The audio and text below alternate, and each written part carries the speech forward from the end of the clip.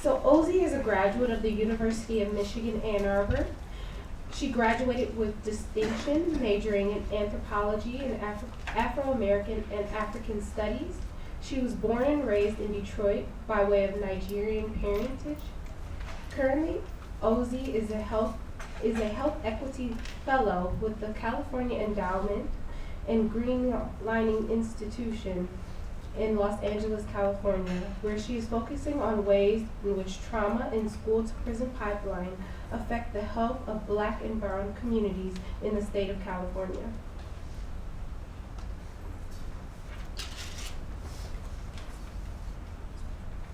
Lily studied global health and environment at the University of Michigan.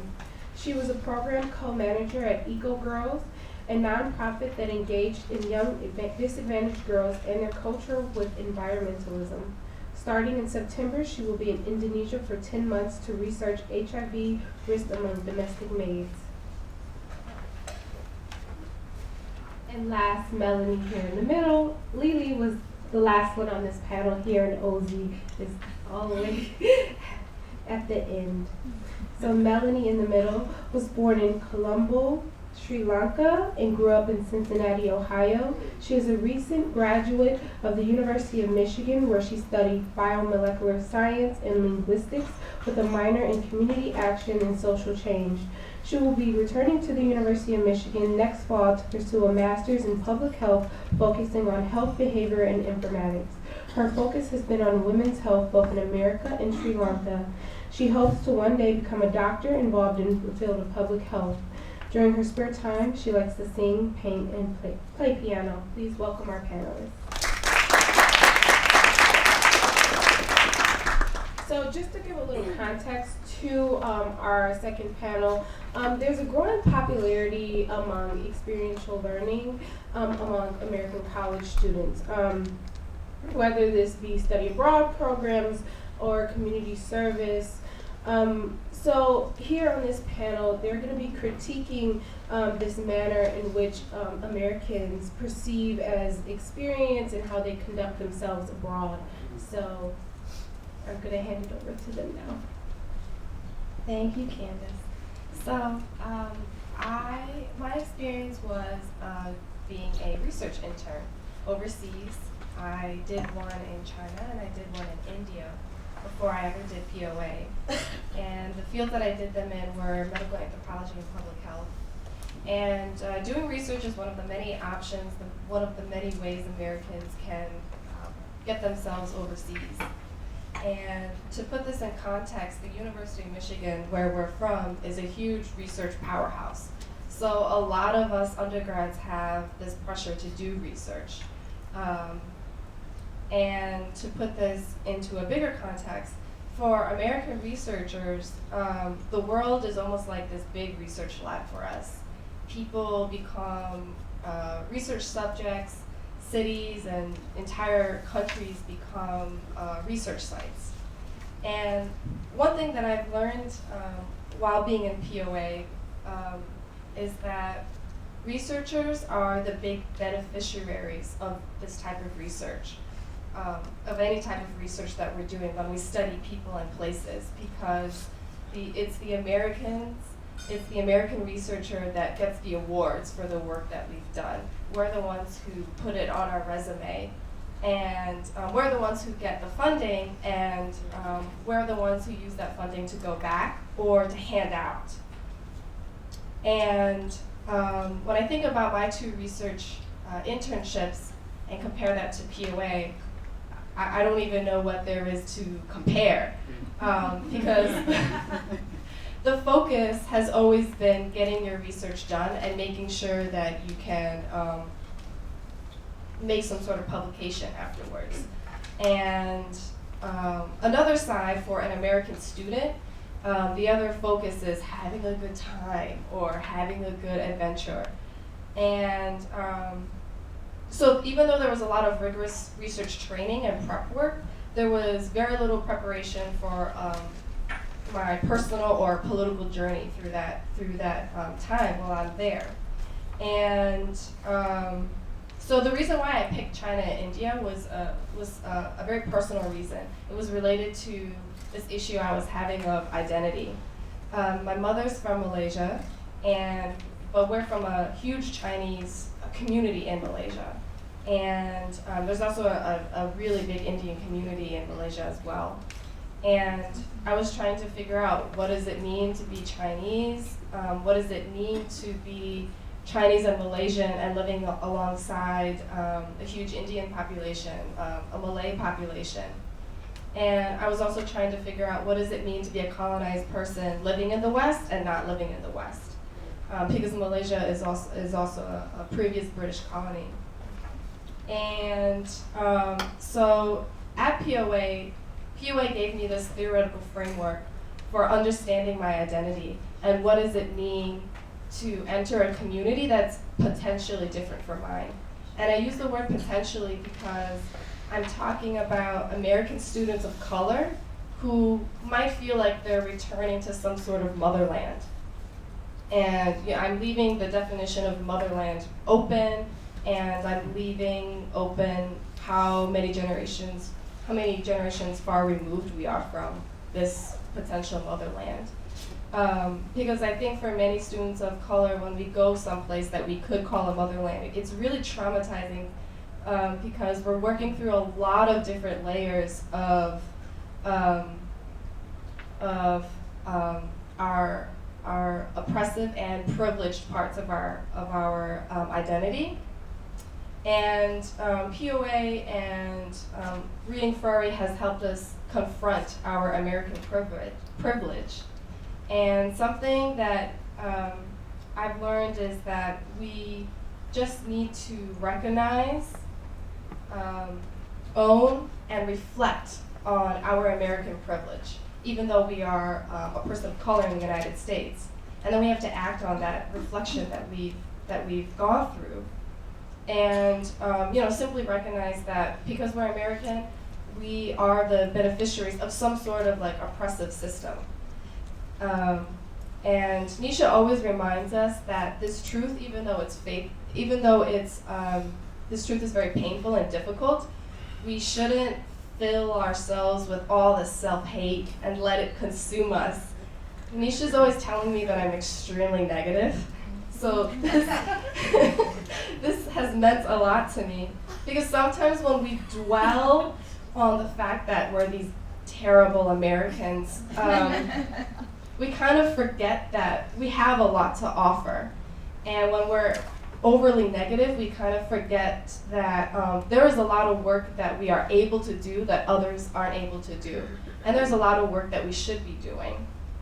And POA and Furry has reminded me and shown me that it is the educated people in the world who are in a position to lead others, because educated people are the one with the time and the resources and the brains to make really complicated ideas and really scarce resources available and accessible to people. So that is our duty, and we shouldn't shy away from it because we're big bad Americans.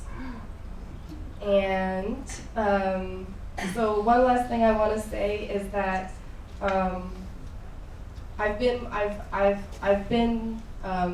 become more aware of my position as an American person going overseas, and I've learned to be more reflective of how we enter into communities, and to also still remain hopeful and faithful in the people that we want to help.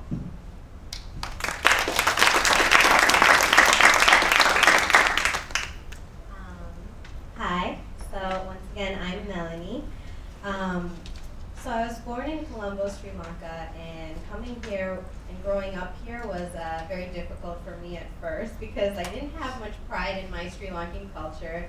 I wanted to have peanut butter jelly sandwiches just like everyone else. Instead I had like curry chicken and stuff like that, and I was made fun of it. I grew up Buddhist, and at times I was like, I want a God to pray to, and things like that. So just being immersed in completely surrounded by a culture, and not knowing if it's yours or not was very difficult. So I became very nonchalant and confused about my own identity as a first generation immigrant. So I felt like I was always searching for something, like I was not quite okay with everything. So when it came finally during my college years, I resented the fact that I had been like embarrassed about my culture, and I wanted to know more about it. And so when I was looking for careers and internship opportunities in health, I looked right to Sri Lanka. I was like, oh, I want to go back to, as Lily said, my motherland, and see how I feel about everything. So I had a very unique experience going back to Sri Lanka because I was an insider and an outsider. So I can pass for Sri Lankan, I look Sri Lankan, I can speak Sinhalese, so I'm an insider, right? People treated me like Sri Lankan, but at the same time I was also an outsider. I had an accent, I dressed differently, I walked differently, and so people treated me along those lines also. So our task in Sri Lanka was, me along with 20 local Sri Lankan medical students, was to create the first breast cancer awareness program in northern Sri Lanka. And so that was a very challenging task, and we did it by making a module. Sound familiar? But so we made a module that talked about what breast cancer was and the ways that you could do to prevent it, and how to do a self-breast exam. And I guess I was so very surprised at the response we got. This spread like wildfire. Within 3 days, we were getting calls from all over the country saying, please come to our school, please present your module. This is amazing. All these women were going back home, going back to their sisters and their friends and talking about it, and it gained enormous popularity. And so this is everything I saw was through my own eyes, just my own eyes. I didn't have really a mentor. I didn't have the students influencing me on what to think. So I thought we did a job well done. Like I was like, oh, this is all us. We did great. That's what happened. All right, so I came back to America, and I was like, I love Sri Lankans, the Sri Lankans love me, and this is great. And so very, very naively, like that was the extent of it, because even though I was Sri Lankan, I did not know the people. I did not know the area. I did not know the culture, because I grew up here. So even though I had this dual identity, it didn't mean much, because you can see how one-dimensionally I interpreted my experience. So having 443 with Nisha honestly changed my life, not only with what we're currently doing, but looking back to my Sri Lankan experience. So what's interesting is both these experiences involve modules, right? And it's a very similar action of sharing the module. But it was the first time with Pedagogy of Empowerment that I understood the concept of empowerment, and I realized some very important things about myself. For example, as Freire said, when you switch to being an ally of the people, they bring with them their prejudices and their deformations, which include a lack of confidence in the people's ability to think, to want, and to know. And so the reason the module worked in Sri Lanka is because for the first time, women were being acknowledged. Women were being told, like, take charge of your own health, take charge of it, because no one else is going to. And that is why it was so hugely successful, because women many of the times have a secondary role in Sri Lanka, and they're not acknowledged directly. And so this was the first time that it happened. So having praxis, having reflection time, having Nisha constantly asking us, like, what do you think, what do you know, is this true? Constantly being asked to challenge what we know, that was huge, because I started understanding my own self, understanding my own motives. For example, like, why did I want to go to Sri Lanka? Was it true generosity, or was it false generosity? Did it make myself feel good? Only myself feel good? And it's very interesting, because the previous times I went to Sri Lanka, I always went back to a school and I gave them money, and I left. I never came back.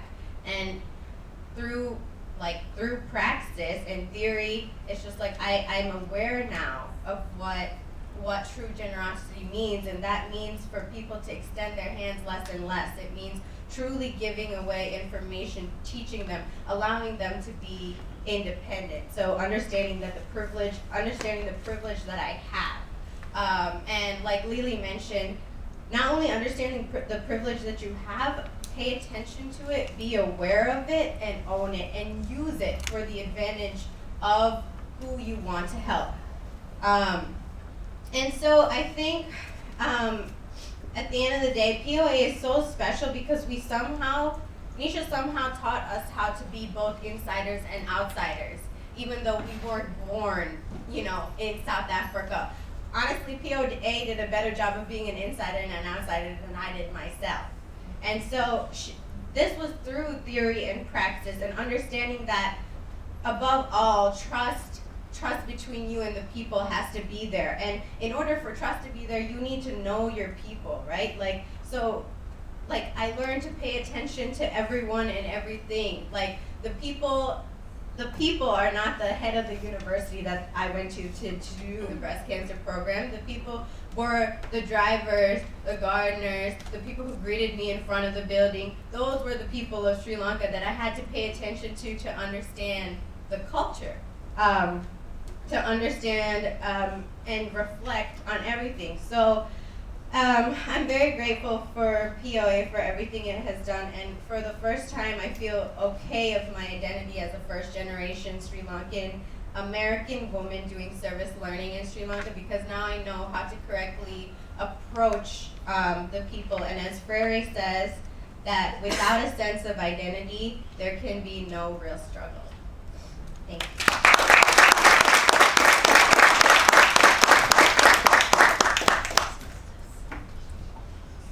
So hello everyone.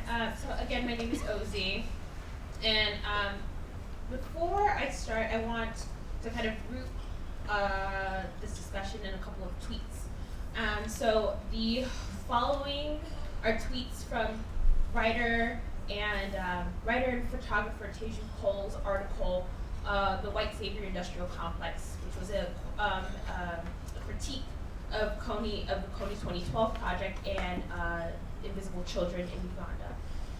So, in reference to Americans, number one, the banality of evil transmutes into the banality of sentimentality. The world is nothing but a problem to be solved by enthusiasm. Number two, the white savior industrial complex is not about justice. It is about having a big emotional experience that validates privilege. And finally, number three, a direct quote, "I deeply respect American sentimentality the way one respects a wounded hippo. You must keep an eye on it, for you know it is deadly."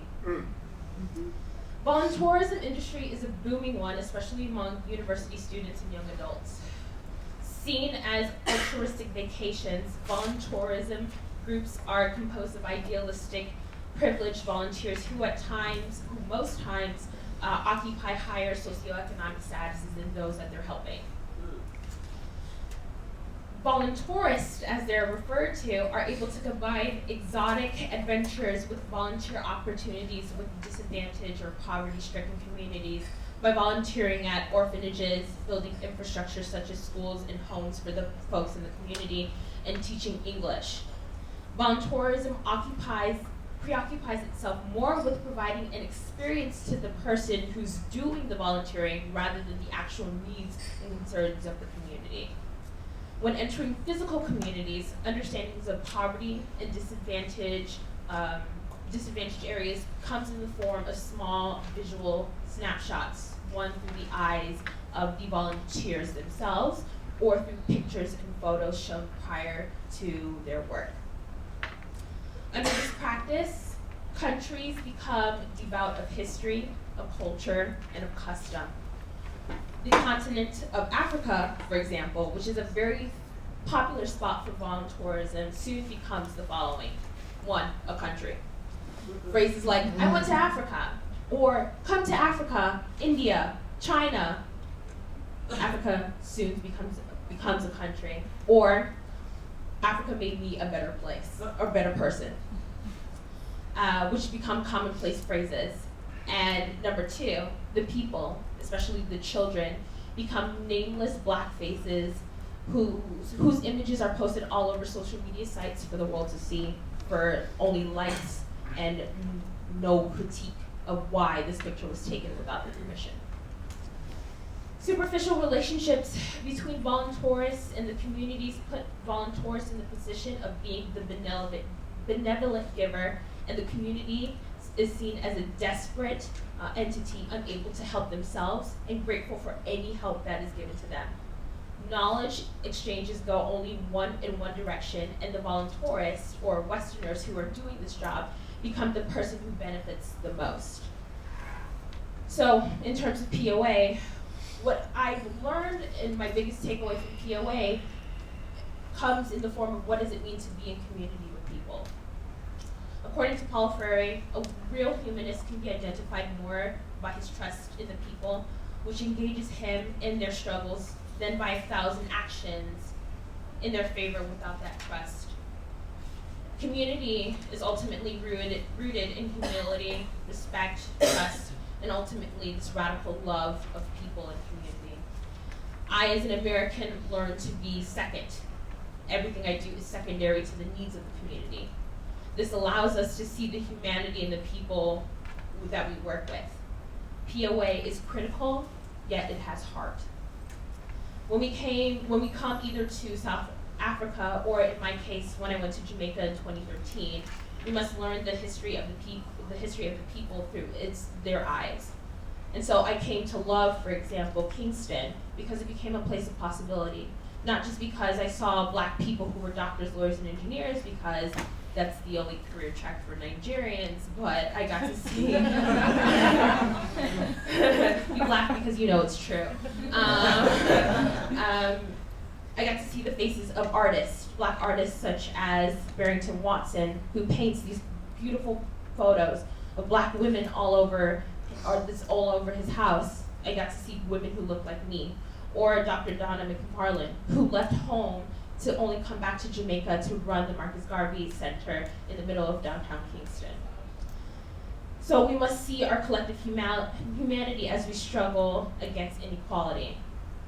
But the question that has been posed to the three of us right now is, what does it mean to be an American and an immigrant, to occupy this space and to do this work? For me, it's been a challenging question, especially amongst POA. I balance the fact that when my parents want me to do this job, it's through the medical profession, of me becoming a doctor, of me going back to Nigeria, of me helping out. With me, I carry a lot of the nostalgia of my parents, of what does it mean to leave home, to go to a new place, to be among new people. Nostalgia is even in my name, in that I carry I'm named after my grandmother. I'm the first girl in my family, so I'm called Ada. At the same time, in entering these spaces, I carry a different type of nostalgia, a nostalgia that never existed, because that was never my home, or at least my home for a long period of time to begin with. And so we as first gens try searching for home in places that we've never been in. And it gets difficult because ultimately we end up perpetuating the same things that we criticize our white Westerner counterparts of doing. And so now the question for all of us is, what does it mean to engage in POA? What are we searching for? And ultimately, what do we hope to gain?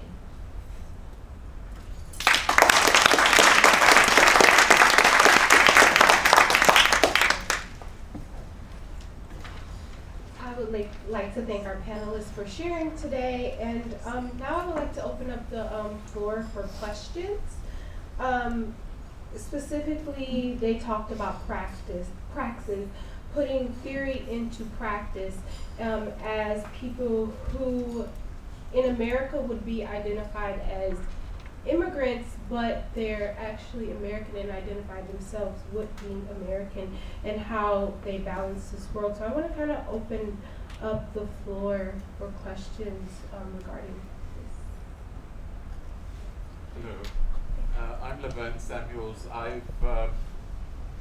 I've been involved with POA for a few years, where I've hosted some students students, and I think I recognize some familiar faces in the group, and I hope to meet the others at some point next week.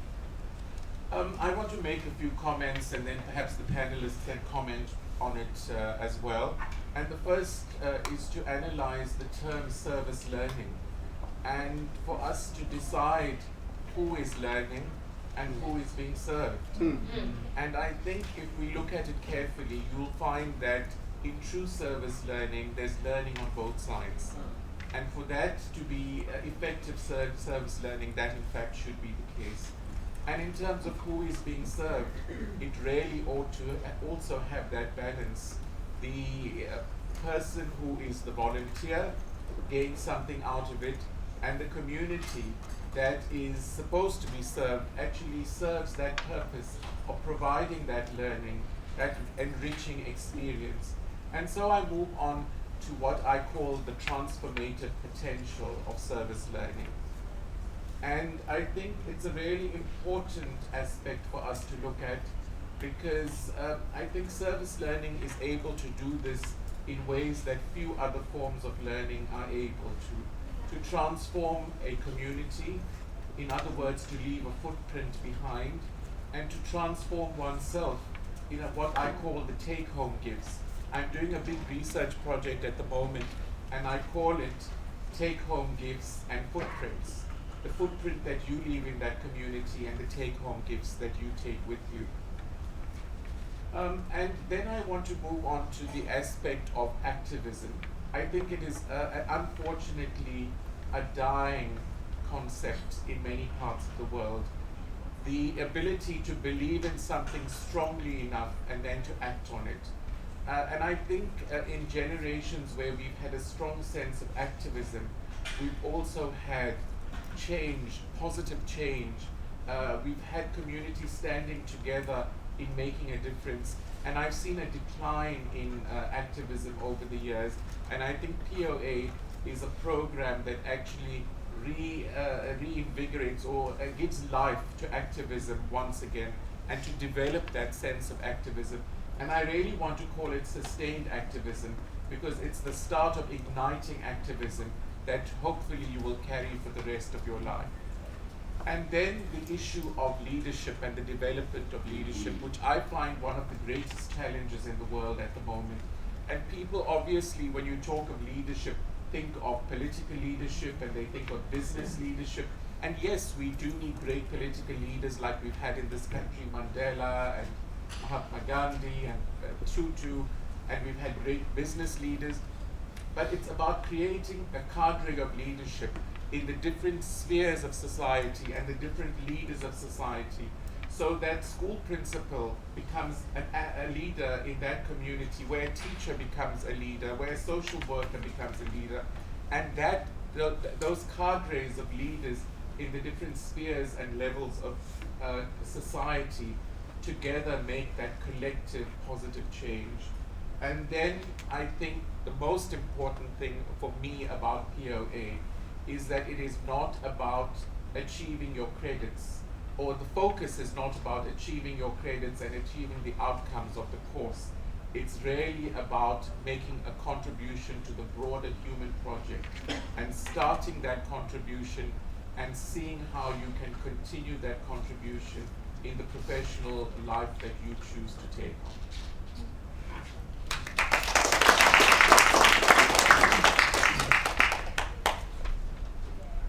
Do either or any of you have anything to respond to that, or would you like to hear the next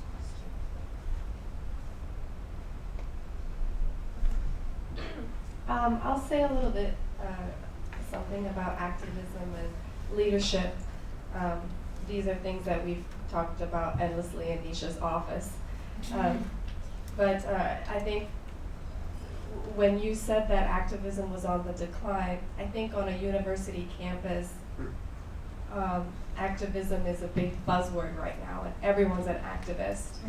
But Nisha says she hates the word activist and activism.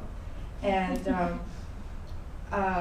but it's activism in its most shallow sense sometimes. Sometimes it's just for that bullet point on our resume. And it's just for that fixed time period of our undergrad so that we could go to graduate school.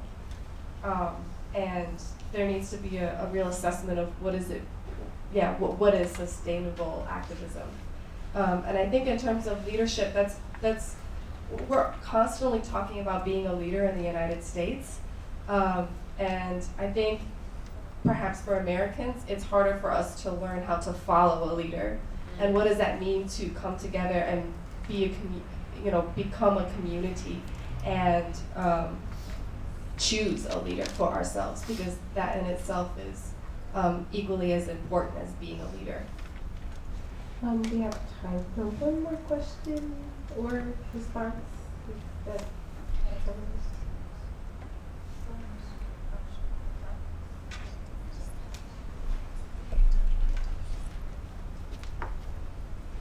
Thank you. I think with the identity struggle, it's what we are currently facing as young people of South Africa. Because after the transition in 1994 to democracy, there were those in the black community who had parents who could afford. So they were taken to multiracial schools. There were those who remained in the townships, those who remained in rural areas. So now, currently there's this issue going on, roads must fall. Cecil, and now we are trying to come together as black people. There are those, what exactly are we? There are those who don't understand why roads must fall. There are those who understand why roads must fall.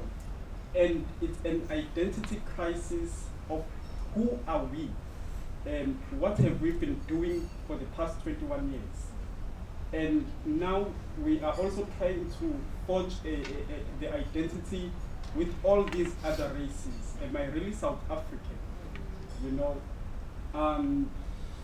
Last year we celebrated the 50th anniversary with my clan, the Nkosi clan in South Africa.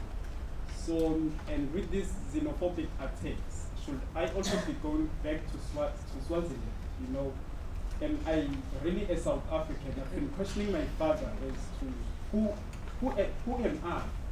Do I really belong here? So I'm also trying to go back and fetch my roots, because I feel as if I don't belong. I'm in the wrong space. I'm doing something good for the people who don't deserve what I'm doing. So the identity crisis, it's around Africa, it's around the world. And our generation really needs to fight. We need to find ourselves, I think, and move forward.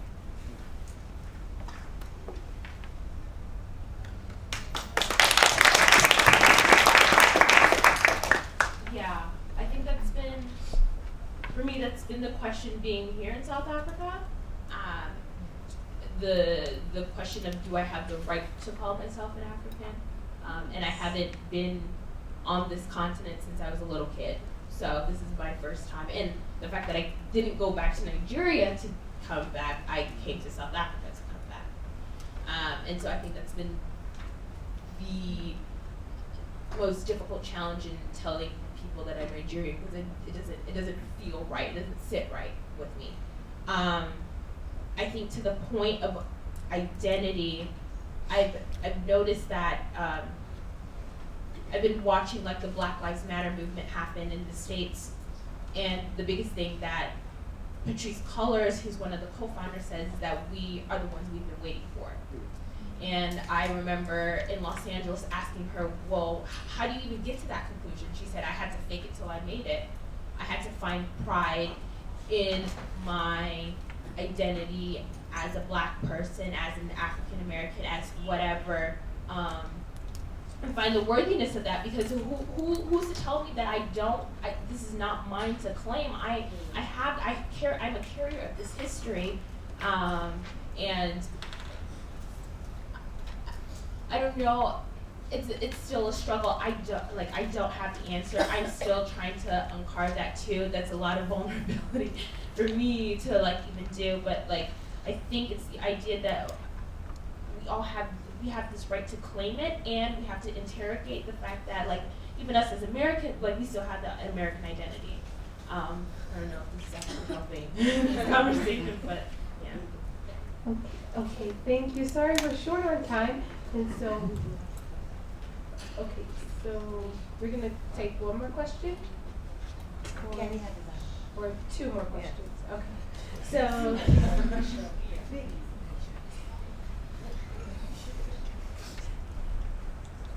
thank you. Thank you for the opportunity.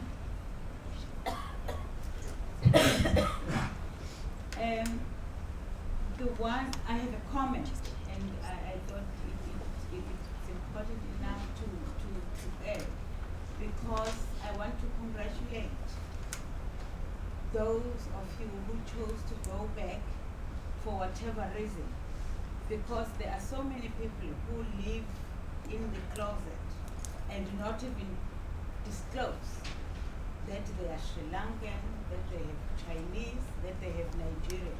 So for me, that's a very positive step. And it is a start. And as you know from your short or long POA experience, everything else is a process. I also wanted to comment on the fact that Laverne mentioned the transformative nature of activism, and say that we all know that whatever little step that you take, it is a step that needs you to keep going, because you have started on, I don't want to call it lasting legacy, but a legacy it is, because lasting is fluid.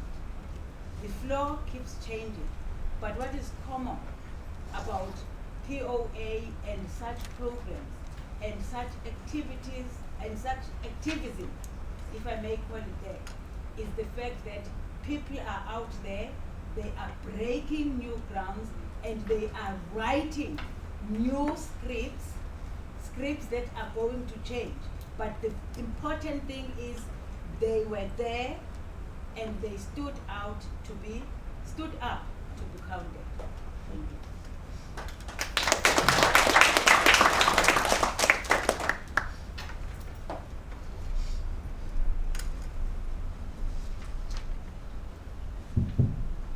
Good day. Hey. Welcome back. Well, in addressing, I'd say activism, I would say the best experience I had with POA was I was used to the current generation of students who come dressed professionally, the shirts and all that, and I started wondering what happened to the ragged jeans and t-shirts and all that, because honestly, I worry when a young person is dressed nice and decent in the shirt. You know, I mean, because it is as if they don't believe in anything, they don't believe in everything, or anything to, you know, that is worth fighting for. That if we live a life without any battle, that we choose to be our own, I mean, what is the necessity? And our choosing the battleground starts at that level, you know, in those institutions and all that. So, yes, I was proud actually to see you dressed the way you did. And secondly, when it comes to leadership, I'd say we use it cheaply these days, because a head of some organization would be referred to as a leader, and it's not always that a leader is a head. It's not always that a head is a leader, because leadership is earned.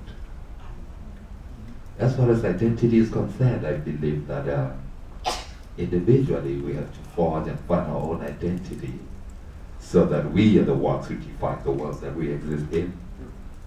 Because individually, all of us, we can only see the world through our own unique eyes.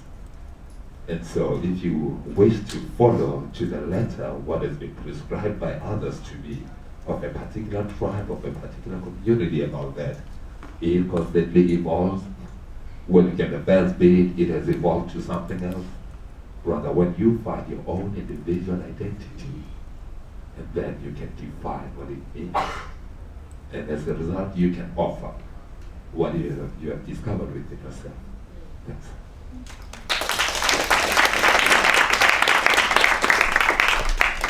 Thank you, and we are going to welcome in panel 3 with Caitlin, actually, Caitlin Shaw.